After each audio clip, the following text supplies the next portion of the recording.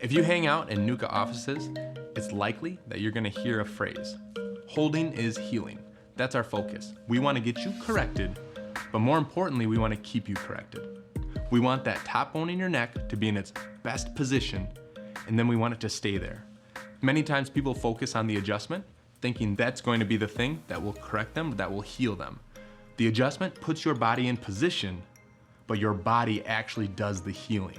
The longer that you are holding your correction, the longer you'll be able to hold. It sounds a little redundant, but the focus is on your body getting stronger in the corrected position.